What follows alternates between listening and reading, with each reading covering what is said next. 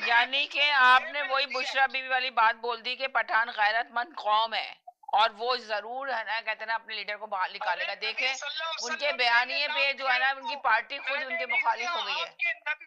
हमारे नबी ने यह नाम दिया पठान का, वो तो नाम दिया, मगर ये देखे ना कि पाकिस्तान तो तमाम लोगों का है ना। पाकिस्तान में इनकी पार्टी में कैसे पठान शामिल है, हर लैंग्वेज के लोग शामिल है ना पार्टी के अंदर। सुनिए मेरी बात, तो पार्टी के लोग नाराज हो गए उनके इस बयान से, ये बताएं मुझे। अभी अकल के नाखून लेने पड़ेंगे। अगर पठान रिएक्ट करता है रीइंफोर्समेंट के साथ और वो सारी स्ट्रेटेजी तैयारी लेकर आते हैं कि अब हमें इस तरह रिएक्ट करना है, क्योंकि अब तो नए आए थे, लेकिन अब हो सकता है वो असला लेकर आए। इससे पहले कि पाकिस्तान के अवाम असला उठाए, बैठ के बातचीत करो, बैठ के बातचीत करो, वरना असला आपके अगेंस्ट आएगा। और यही कोई कुव्वतें चाहती है, जो मुल्क पाकिस्तान के दुश्मन कंट्रीज है, वो यही चाहे खाना जंगी हो जाए इस मुल्क में। इस खाना जंगी को बचने के लिए हमें टेबल टॉक करनी ही पड़ेगी। और टेबल टॉक का एक ही तरीका है कि हक को हक का दे दिया जाए, उसका जो हक है उसको दिया जाए, जब जाके टेबल टॉक होगी। आप ये कह नहीं सकते कि हम आपका हक तो देंगे नहीं, आपका वोट तो देंगे नहीं। बात कर ले, क्या बात करें आपसे, क्या बात करें? समीना जी आप बात करेंगी, किसी ने आपके पैसे लिए, पैसे ना दे, बात करे वो आपसे, कैसे करेंगी आप? बोलेंगे पैसे, पहले पैसे दो फिर चाय पीते। जब इतना बड़ा हक मारा गया, सबसे पहले तो आप राइट्स रख के टेबल के ऊपर, उनके राइट्स उनको दे, फिर बातचीत करें। लेकिन खाना जंगी बहुत ऐसे नजर आ रहा है, क्योंकि अगर उन्होंने इलाका गैर वालों से जाके जिरगापन किया है और उनको भी अपने साथ शामिल कर लिया, और अफगानिस्तान तो है इसी चक्कर में, तो ये बहुत बड़ी जंग की तरफ हम जाएंगे, जिसे हम कहते हैं सिविल वॉर। ये बहुत खतरनाक, ये बहुत अलार्मिंग है, ये चीज, ये बहुत अलार्मिंग है। और खास तौर पर पंगा पठान फ्रंटियर से लिया आपने, दूसरे सूबे उबे से लेते तो हम कहते चलो कोई बात नहीं, ठंडा वंडा हो जाएगा। जैसा माजरों को मार के चुप करा दिया, उनका हक मार दिया अपने माजरों का, माजरों को कहीं का काबिल ले। अक्सरियत में माजिर ज्यादा है कराची में, लेकिन उनका हक कहाँ है?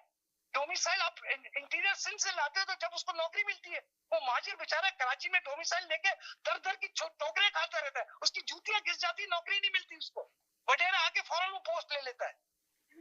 50 माजिर के ऊपर एक वडेरे को लाके आप, ठीक है, अब साजिद भाई का ले लूं मैसेज। जी साजिद भाई। तमाम सुनने देखने वालों को मेरा सलाम।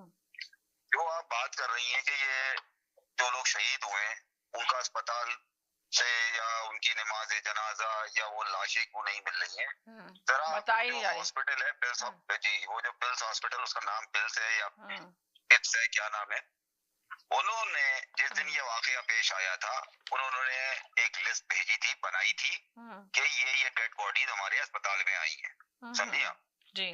फिर right away within hour और आवर एंड हाफ या मैक्सिमम 2 आवर्स के अंदर वो लिस्ट हटा दी गई। समीना राइट, सही कह रहे हैं, आपकी बात सही कह रहा हूँ या गलत कह रहा हूँ? नहीं सही कह रहे हैं, ये तो सुनने में आई है बात। वो लिस्ट हटा दी गई।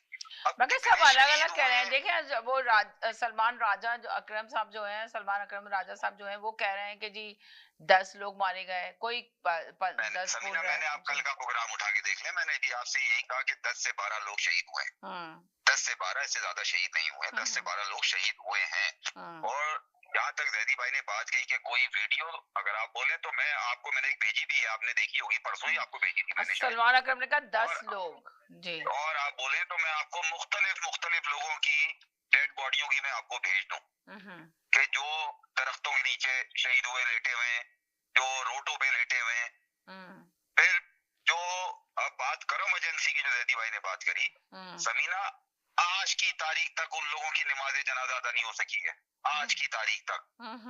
कि अगर जैदी भाई कह रहे हैं कि उनकी नमाज जनाजा अदा हो गई, जिस तरह वो लोग शहीद हुए हैं, रोडों पे लाशें लेके बैठे हैं, ऐसा कुछ भी नहीं हुआ है वहां पे। तो अब तक हालात ही सही नहीं हुए, वहां पे तो एकदम कर्फ्यू का समय है। क्या कर्फ्यू का समय, अभी कर्फ्यू का समय, बिल्कुल सही कहा आपने, हालात बिल्कुल सही नहीं वहां के।